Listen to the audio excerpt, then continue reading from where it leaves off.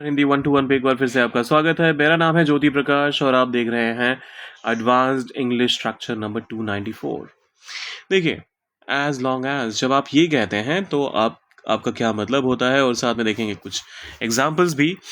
देखिए, जब तक आप कोई एक काम होने की बात करते हैं, मतलब तुम ये चीज़ कर सकते हो जब तक तुम चाहो, जब तक तुम्हारा मन करे, जब तक ये चीज़ ना हो जाए, तो उस केस में आप एज लॉन्ग एज का इस्तेमाल करते हैं। एग्जाम्पल के लिए जब आप कहते हैं तुम जब तक चाहो यहाँ रह सकते हो, तो हम कहेंगे तुम रह सकते हो।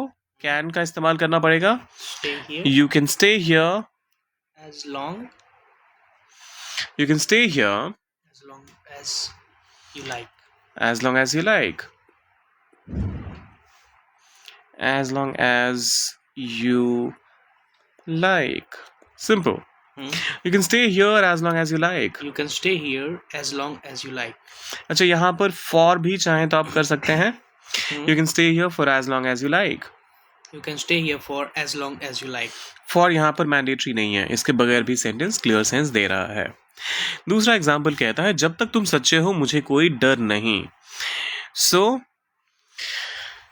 जब तक तुम सच्चे हो, अब सच्चे होने का मतलब क्या है? अब ट्रू किसी इंसान के लिए तो नहीं कह सकते, तो आपको क्या कहना पड़ेगा यहाँ पर? Honest. So as long as you are honest, as long as तुम सच्चे हो, यू आर ऑनेस्ट, कॉमा, मुझे कोई डर नहीं,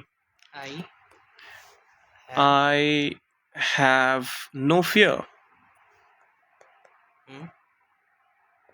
Right? Simple?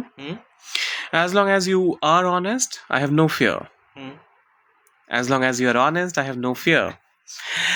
जब तक बारिश नहीं होती मैच चलेगा। अब इसको इंग्लिश में कैसे कहेंगे? एज लॉन्ग एज का इस्तेमाल करके कीजिए ट्रांसलेट, डालिए कमेंट सेक्शन में और जाने से पहले सब्सक्राइब, लाइक और शेयर करके जाइएगा। मिलते हैं जल्दी।